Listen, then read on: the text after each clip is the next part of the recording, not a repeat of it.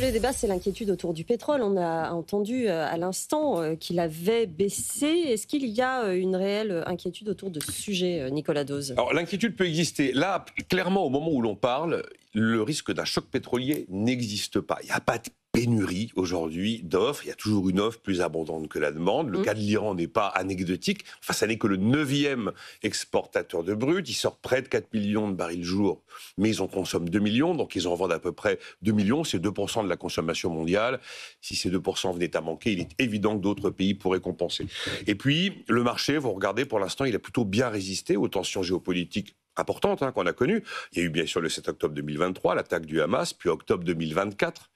L'attaque de l'Iran vers Israël. À chaque fois, il y a une poussée de fièvre et à chaque fois, ça retombe. Et là, on était arrivé sous les $60 le baril aux alentours du mois de mai, avril-mai. Alors, pour l'instant, il n'y a pas de risque de choc pétrolier.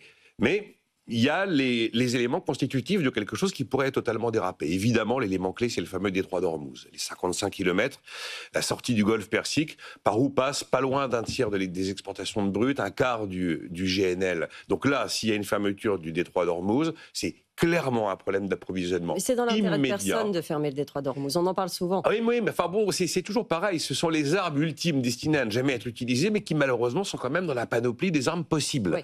Et donc on ne sait pas comment va s'écrire la suite. Et je suis parfaitement d'accord sur l'idée que ce serait un peu suicidaire aujourd'hui pour l'Iran, parce que d'abord, les hydrocarbures quasiment... c'est la première source de revenus des mollahs.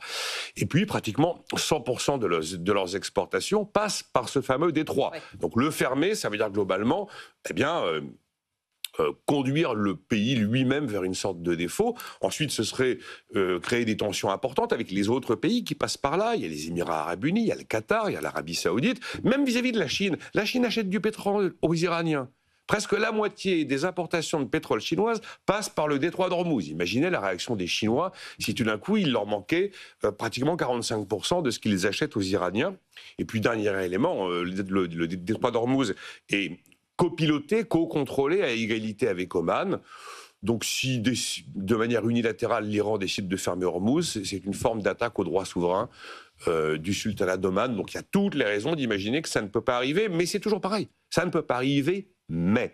Après, il y a à la limite le jusqu'au-boutisme iranien. Imaginez que le jusqu'au-boutisme aille jusqu'à des limites qu'on n'imagine pas.